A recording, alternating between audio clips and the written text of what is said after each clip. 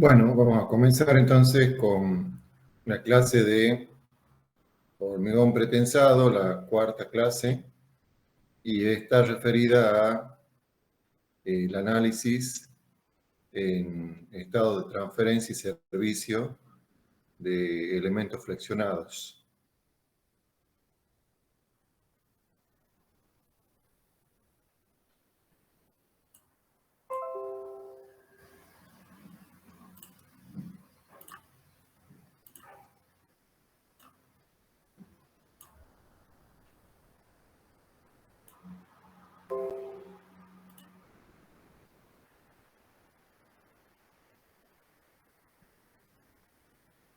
Bien, acá vamos a aclarar alguna terminología.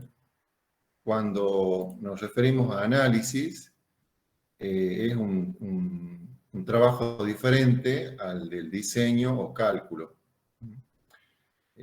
Cuando hablamos de análisis, nos referimos a la determinación de tensiones en el hormigón y en el acero, teniendo como dato las dimensiones de la sección de hormigón. La forma general es conocida y queremos determinar las tensiones en el hormigón y el acero. Entonces, asimismo, la cantidad y ubicación de los aceros pesados y no pesados son conocidos. Eso es un análisis. Y el análisis puede ser realizado en servicio o una verificación en estado de ruptura. Un ejemplo de análisis sería el de una estructura diseñada y calculada, por ejemplo, que tenga un cierto tiempo de vida, y hay que verificar a qué tensión está trabajando el hormigón y el acero.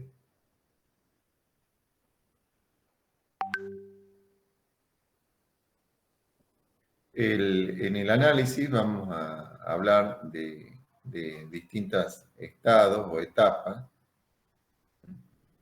En este tema vamos a hablar a veces de un tiempo cero y un tiempo infinito. Cuando hablamos de un tiempo cero en piezas pretensadas, nos referimos al instante en que se realiza el tesado de los elementos tensores, ya sea el pretesado o el posttesado, es el momento en que los elementos tensores entran en tensión. Mientras que tiempo infinito se supone que es cuando ya se han producido todas las pérdidas reológicas, incluso fluencia, retracción, relajación. Es decir, un tiempo suficientemente importante para que todos los efectos dependientes del tiempo del hormigón y del acero se hayan desarrollado en su totalidad. El CIRSOC 201 habla de etapas de carga, estableciendo que las tres principales son la etapa de transferencia, la de servicio y la de rotura. La de transferencia es la de introducción del pretensado, o sea, la que se produce en tiempos T0 y donde actúa la fuerza de pretensado y las cargas que pueden estar asociadas. Luego se habla de una etapa de servicio para tiempo infinito, en donde actúan la fuerza de tesado efectiva, ya no la fuerza de pretensado, como decíamos antes, sino la fuerza de pesado efectiva, porque ahí se tienen en cuenta las pérdidas. Y también actúa la carga de servicio, sin mayorar. Y por último, se distingue una etapa de carga mayorada o análisis de rotura, en donde actúa el pretensado efectivo y las cargas con coeficiente de mayoración. Entonces, las dos primeras etapas, las de transferencia y servicio, son un estado elástico, mientras que la última es un estado último o de rotura. Hablar de etapa posiblemente no es la mejor opción, ya que la idea de que una estructura a lo largo de su vida útil tendría que recorrer todas las etapas, incluyendo la última, la de rotura. Y no siempre va a pasar que una estructura tenga que pasar por la etapa de rotura. Siempre va a pasar por la transferencia, por la de servicio puede ser que pase o no, porque la carga total máxima de servicio puede que no se dé siempre. Y lo mismo para la carga de rotura, puede ser que se dé la etapa de rotura o no. Entonces, no es que se tienen que dar sí o sí todas las etapas. Bien, en este cuadro se pueden comparar las etapas ya conocidas para el tratamiento de flexión de elementos de hormigón armado y de hormigón pretensado. Por ejemplo, en hormigón armado, ustedes ya han visto el cuatrimestre en el año pasado, que hay un cálculo de rotura y un cálculo de servicio. En el cálculo de rotura dimensionan el área de hormigón y el área de acero, y en el cálculo de servicio teóricamente habría que hacer una verificación de fisuraciones y flechas, que no siempre se hace. Mientras que en el hormigón pretensado hay que hacer un análisis en transferencia, donde hay que verificar tensiones, un estudio en servicio, donde hay que dimensionar el área de hormigón, el área efectiva del pretensado, y verificar tensiones, fisuración, flechas, si fuera necesario, y un análisis en rotura, donde hay que dimensionar o verificar el área de hormigón y el área de acero pretensado. En el hormigón pretensado es necesario efectuar las verificaciones en la etapa de servicio, no solo en servicio, sino también en estado de transferencia, como se verifica en este cuadro, ya que podría ser que en la situación de transferencia, es decir, cuando se transmite la fuerza de pretensado y solo actúa una parte de las cargas permanentes, podría darse un efecto más perjudicial que cuando actúan todas las cargas de servicio. Piensen que con el pretensado estamos introduciendo una fuerza excéntrica y que trata de compensar a las cargas de servicio. Pero si las cargas de servicio todavía no están presentes, esa solicitación introducida por la fuerza excéntrica del pretensado puede llevar a estado de tensiones que la pieza no pueda soportar en ese momento de su vida útil. O sea que hay que verificar tanto la etapa de transferencia como la de servicio, como el estado último. Entonces, volviendo al tema, o ya desarrollándolo con más detalle, la transferencia es el instante en el que se transfiere al hormigón la fuerza de tesado. Ya sea porque en el pretesado se cortan los cables y se transfiere la fuerza, se cortan las trenzas o los alambres y se transfiere la fuerza a la pieza, ¿sí? O en el postesado cuando se aplica la fuerza por medio de los gatos y se realiza el anclaje de los elementos tensores con las cuñas, ¿sí? O sea, estas etapas son lo que llamamos como transferencia. Repito, en el pretesado, recuerden que previamente al hormigonado se realiza el estiramiento de los alambres, trenza. Los alambres están tensionados, están anclados. Luego hormigonamos. Cuando el hormigón ha alcanzado una resistencia adecuada, que normalmente con los acelerantes de endurecimiento se logra a los 2 o 3 días, se liberan los anclajes o se cortan las trenzas, transfiriéndose la fuerza hacia el hormigón. Entonces ese es el instante de transferencia. Mientras que en el postesado es el instante en el que aplicamos los gatos y colocamos las cuñas, transferimos la fuerza a la pieza de hormigón. Entonces, ¿qué cargas intervienen? Interviene la fuerza de tesado en la transferencia, que llamamos P sub T, que va a ser distinta de la fuerza efectiva de pretensado, que va a contemplar todas las pérdidas. La fuerza de pretensado en la transferencia solo va a tener una parte de las pérdidas, ¿sí?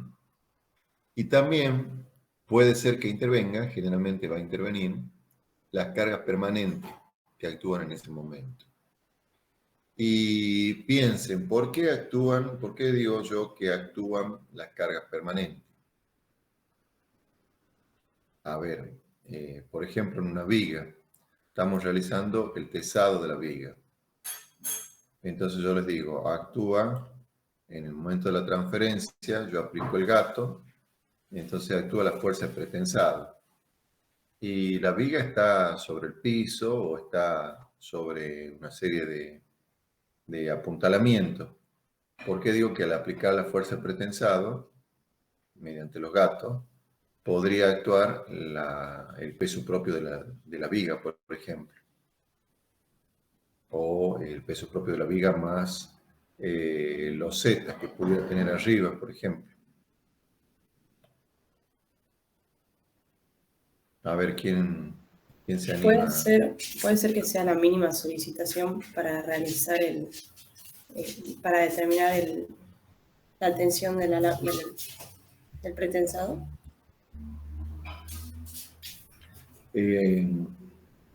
No sé, no te entiendo muy bien. Mi pregunta la hago de nuevo.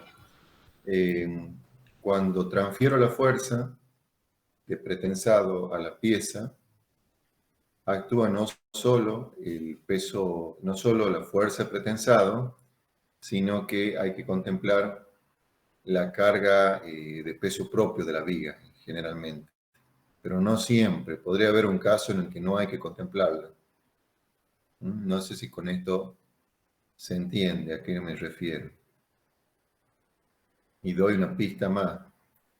En el caso de pretensado centrado, es decir, yo tengo un elemento tensor que va por el centro de gravedad de la pieza, por ejemplo, imagina una pieza rectangular y el cable de pretensado va por el medio de la pieza. En el estado de transferencia, cuando yo aplico la fuerza con el gato, no tengo que considerar el peso propio del elemento. En cambio, si el pretensado es excéntrico, sí lo tengo que considerar. ¿Por qué? Sí tengo que considerar, en el caso del pretensado excéntrico, el peso propio de la viga. ¿Por qué? A ver, ¿quién responde? Fabricio.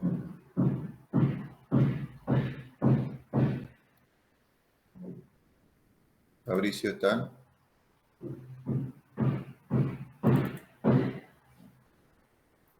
Fabricio Marchesi está. Sí. A ver, ¿puedes responder la pregunta? No, disculpe. Juan Nicolás Gómez. ¿Puedes repetir la pregunta, señor? Yo les hago el siguiente planteo. Estoy en un elemento de hormigón, lo voy a postezar. Tengo dos casos. Uno en el que el postezado va por el centro de gravedad de la pieza, es una pieza de sección rectangular.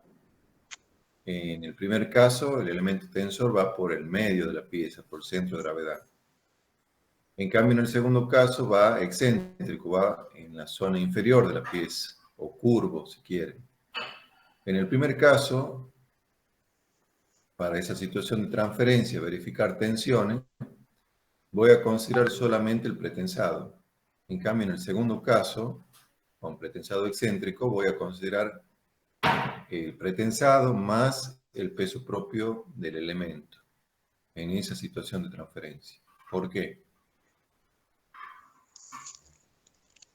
No lo sé. ¿Alguien me puede contestar? Y se ganan 2 puntos ya extra en la nota final. Ingeniero. Sí, Puede ser que el efecto que produce el pretensado en la pieza donde pasa por el centro de gravedad es contrario al peso propio, entonces no se toma en cuenta y es mucho más grande. a ver, hablé un poquitito más fuerte que no te escucho bien. El Sí, efecto que perdón. produce el pretensado en la El efecto pieza. que produce el pretensado en la pieza donde pasa por el centro de gravedad puede ser que Sí, sea opuesto y mucho más grande que el peso propio, que el efecto del peso no, propio. no. La idea es casualmente al revés de lo que vos estás diciendo. O sea, si la fuerza de pretensado va por el centro de gravedad de la pieza, imagina una pieza rectangular. ¿Mm? Y yo coloco una barra para pretensarla y va en el medio de la pieza. Cuando yo aplique la fuerza de pretensado, ¿qué le pasa a la pieza? Se comprime. Es como una columna con carga centrada. Se comprime. Y la pieza no tiene flexión, tiene compresión pura. En cambio, si el pretensado yo lo aplico con una excentricidad, ya sea con un cable curvo o con un cable recto, pero que está en la zona inferior del elemento, ¿qué le estoy aplicando al elemento? Una fuerza excéntrica, es decir, una fuerza y un momento. Esa fuerza, ¿qué zona está comprimiendo? La zona inferior de la pieza. ¿Mm? O sea que eso se comporta como una columna sometida a flexocompresión. Si yo tengo, volviendo al caso, una pieza rectangular y le estoy aplicando una fuerza de compresión en la zona inferior, por debajo del centro de gravedad, ¿cómo se va a deformar ese elemento?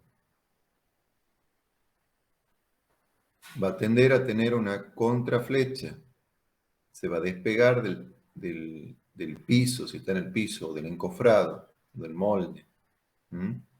Si ustedes aplican una fuerza excéntrica de compresión por debajo del centro de gravedad, la pieza se va a deformar hacia arriba, va a adquirir una contraflecha. ¿Sí? Entonces, en ese momento, cuando la pieza se contraflecha, empieza a actuar su peso propio, más lo que tenga por arriba, si en ese momento tiene algo arriba, está soportando una loseta, lo que sea. En cambio, si el pretensado es centrado, yo aplico la fuerza de pretensado, supongamos que la pieza está en el suelo, en el piso, ¿y qué va a pasar? Y la pieza va a tener un rozamiento contra el piso, pero no va a adquirir una contraflecha. ¿Sí? Entonces, por eso es que en esta etapa de transferencia considero no solo la fuerza de pretensado, sino también el peso propio del elemento, por lo menos. ¿Mm? Peso propio más las otras cargas que pueda haber en ese momento. ¿Queda claro o alguno no entiende? No, sí se entendió. Bueno.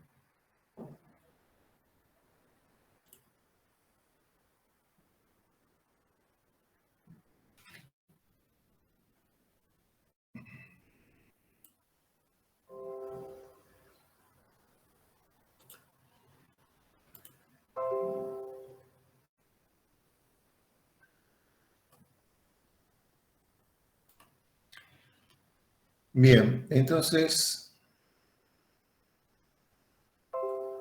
en la transferencia,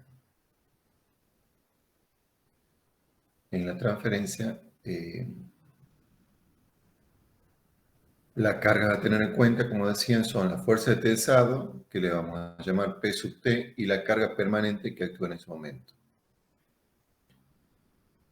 Y esto se debe, como acabo de explicar, por la contraflecha que sufre la pieza al aplicarle esa fuerza excéntrica. Bien. Entonces, el momento flector producido por estas cargas permanentes en la transferencia son una parte de la carga y sobrecarga total de servicio, se denomina momento mínimo, ya que se trata de un valor mínimo. Si graficamos la pieza acá, por ejemplo, una pieza de sección T, donde por acá está su centro de gravedad y la fuerza de pretensado está por debajo del mismo con una excentricidad E sub P. La fuerza de pretensado le llamamos P sub T. Entonces esta fuerza de pretensado es una fuerza excéntrica, una compresión excéntrica. Producirá un diagrama de tensiones como el primero de la izquierda, o sea, un diagrama que comprime la fibra inferior y tracciona levemente la fibra superior. La va a traccionar más o menos en función de cuán importante sea esta excentricidad. Si la pieza está, si la fuerza de pretensado está dentro de lo que sería el núcleo central del elemento, toda la sección estaría comprimida. Recuerden, signo positivo para las compresiones en hormigón pretensado. Pero si esa fuerza de pretensado está por afuera de ese núcleo central, como sería el ejemplo este que estamos mostrando, entonces la fibra opuesta a la zona en que se encuentra la fuerza, o sea, la fibra de arriba en este caso, tendrá tracciones. Pero como decía que simultáneamente actúa, en el momento que yo aplico la fuerza pretensada, la pieza se tiende a curvar para arriba y actúa su peso propio, entonces tendremos un diagrama de tensiones como este segundo diagrama que dice efecto de momento mínimo. O sea, por peso propio la pieza va a tener compresiones arriba y tracciones abajo. Y lo que vamos a hacer es superponer estos dos efectos sumando el primero con el segundo diagrama. Entonces, en la fibra inferior, por ejemplo, vamos a tener una tensión de compresión debido al pretensado, menos una tensión de tracción debido al momento de peso propio o momento mínimo. Entonces puede que nos quede alguna compresión, perdón, una compresión en fibra inferior. Menos importante que el caso ideal que tuviéramos solo el pretensado. Es decir, hay que tener en cuenta los signos de estos dos diagramas de tensiones son opuestos. Y algo similar para la fibra superior. Teníamos una tracción debido al pretensado y una compresión debido al momento mínimo que hay que sumarla o restarla. Entonces nos va a quedar posiblemente una pequeña tracción en fibra superior, o en algunos casos podría ser que quede todo comprimida la pieza, es decir, compresión también en fibra superior. En caso general podría ser que la suma de estos dos efectos, el del pretensado más el del momento de peso propio, den como resultado un diagrama de tensiones como el que se muestra acá a la derecha. ¿Sí? Compresión en parte inferior, tracciones en parte superior. Entonces, el paso siguiente sería verificar que estas dos tensiones no sobrepasen los límites reglamentarios. Porque podría ser que si yo aplico un pretensado demasiado grande para tener la fuerza de pretensado que necesito en la etapa de servicio, cuando ya actúa toda la carga, pero ahora no está actuando toda la carga, está actuando una parte nada más del momento de servicio. Entonces podría ser que en esta situación yo tenga tensiones demasiado grandes en fibra inferior. Entonces tendré que verificar con valores que me da la norma que no supere las tensiones admisibles en fibra comprimida. Esta fibra, el reglamento le llama fibra precomprimida. Está precomprimida por pretensado.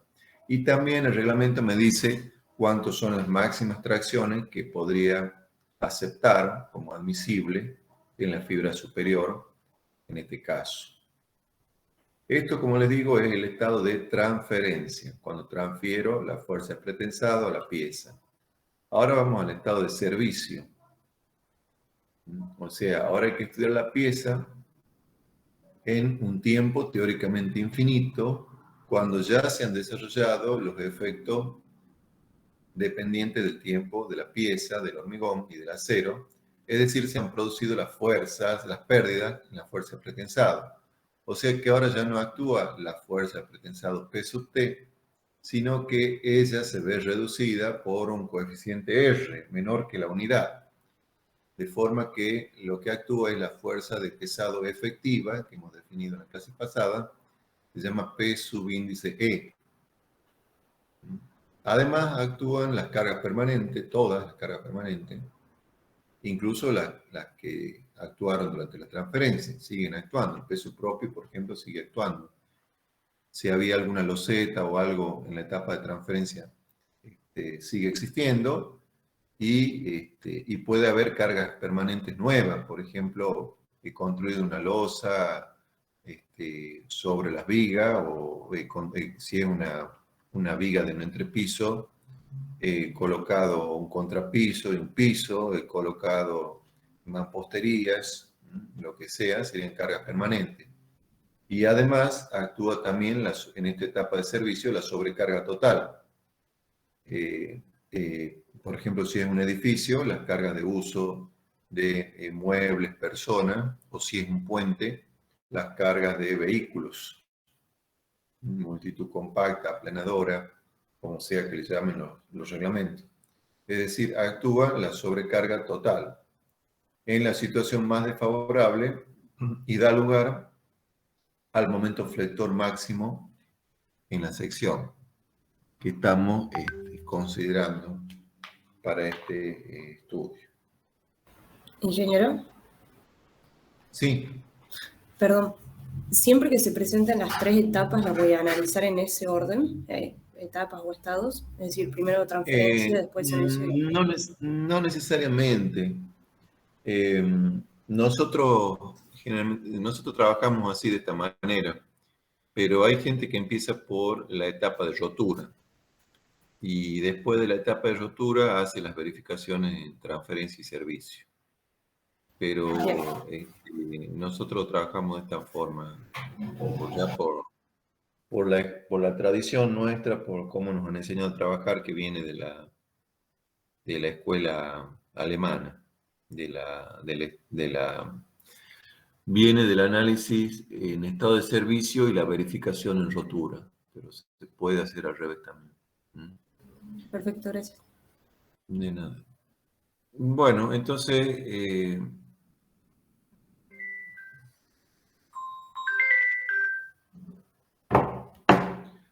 bien, el conjunto de todas estas cargas da origen a un momento máximo, momento M subíndice S en la sección, llamamos momento de servicio. O sea, tanto las cargas permanentes como la sobrecarga nos producen el momento de servicio. Entonces, vale el diagrama de tensiones superpuestas que estamos mostrando aquí, donde de nuevo tenemos una sección de forma T, una excentricidad de sub P, la fuerza del pretensado que ahora vale R por P sub T. Entonces hay que superponer el efecto de la fuerza de pretensado, R por P sub T, que es similar al diagrama que teníamos antes, nada más que antes era un diagrama originado por P sub T, ahora es un diagrama idéntico, originado por una fuerza un poquito menor, R por P sub T. Y tenemos que sumarle a eso, antes le sumamos el efecto de un momento mínimo, ahora le sumamos el efecto de un momento total, un momento de servicio, M sub S, que será mayor que el anterior. Entonces sumamos las dos cosas y nos da un diagrama resultante que tendrá una compresión en zona superior y una pequeña tracción posiblemente en zona inferior. A ver, un segundo.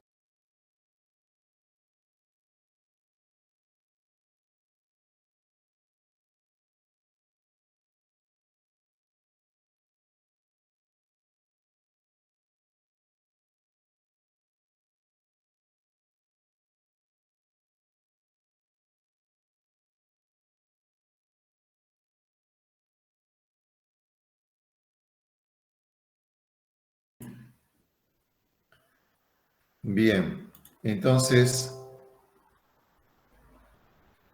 Entonces el resultado, como les digo, de sumar estos dos diagramas va a ser un estado de tensiones en servicio con una compresión importante que habrá que ver que no supere los valores admisibles para la etapa de servicio, que la norma o los reglamentos lo admiten tensiones diferentes a la de la situación de transferencia. O sea, por ejemplo, la compresión máxima que permiten en la fibra inferior en esta zona no es la misma que la compresión máxima que permiten en la zona superior para este estado de servicio.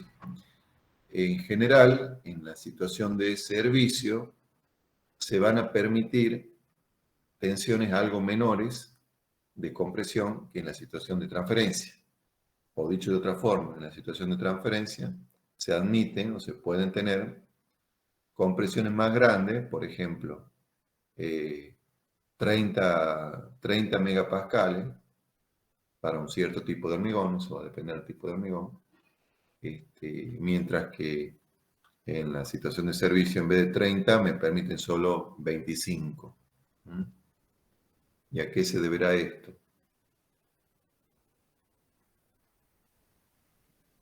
¿Alguna idea a qué se debe esta diferencia? Yo les digo, bueno, en situación de transferencia me permiten que la tensión de compresión que se da acá en la fibra inferior no supere los 300 kilos por centímetro cuadrado para un cierto tipo de hormigón. Pero en situación de servicio, la tensión en fibra superior no tiene compresión, no tiene que superar ya no 300, sino 250 kilos por centímetro cuadrado.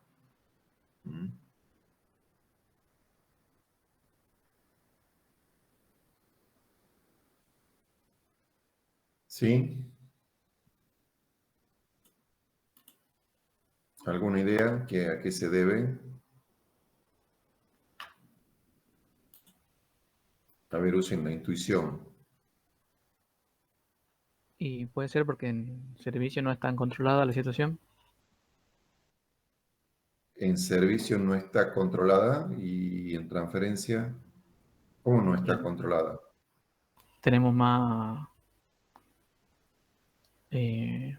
riesgo estamos o sea, no tenemos las cargas muy controladas en servicio. Más difícil de evaluar las cargas, dice vos. Claro.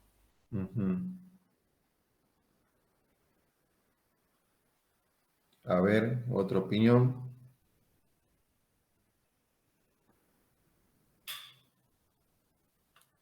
A ver, Díaz, María Victoria.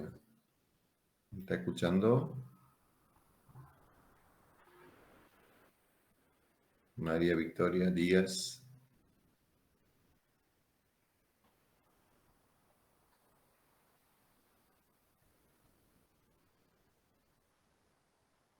Melina Robles.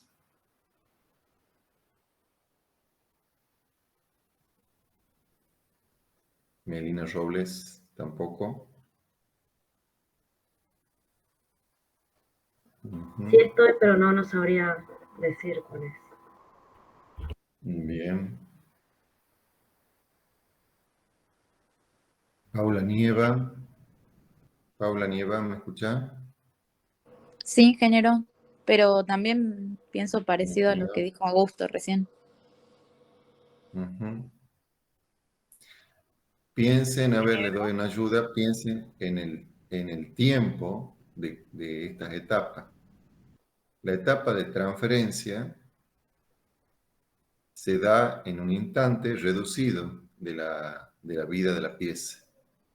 En cambio, la etapa de servicio se puede dar durante un tiempo mucho más largo, mucho más grande. Y estoy con la pieza en funcionamiento. Piensa en el caso de un puente. En la etapa de transferencia es cuando aplico la fuerza de pretensado, el puente no está en uso. ¿Qué puede pasar? Que se fisure la pieza, si hay algún problema. Se fisura la pieza, lo puedo solucionar. En el otro caso, el puente ya está en servicio y estoy aplicando, esa fuerza, ese momento de servicio, se puede dar pocas veces o muchas veces en la vida útil de la obra, pero lo importante es que el puente está en trabajo, están pasando vehículos sobre el mismo. Entonces, diferentes límites admisibles tienen que ver con eso, con el tiempo de duración de estas etapas. La etapa de transferencia es una etapa reducida en el tiempo. Es reducido el momento en el que solo actúa el pretensado más el peso propio del elemento. Después se empieza a completar la construcción de la sección, actúa una carga permanente mayor y después actúan las cargas de servicio. En cambio, el estado de servicio podría significar una parte muy importante de la vida útil de la obra. Piensen, por ejemplo, en un edificio. La carga permanente representa un 70% más o menos de la carga total de la pieza, de la estructura. ¿No? Y la carga de servicio se da con frecuencia en una pieza, en una estructura de un edificio. Bueno, con eso tiene que ver con el tiempo de duración de cada una de estas cargas, de estos estados.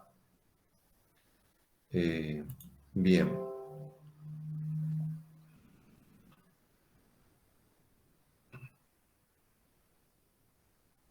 Entonces, vamos a ver ahora las ecuaciones que permiten obtener las tensiones máximas y mínimas y luego vamos a compararla con los valores reglamentarios. Bien, ahora voy a hacer acá una pausa de 3-4 minutos y ya sigo.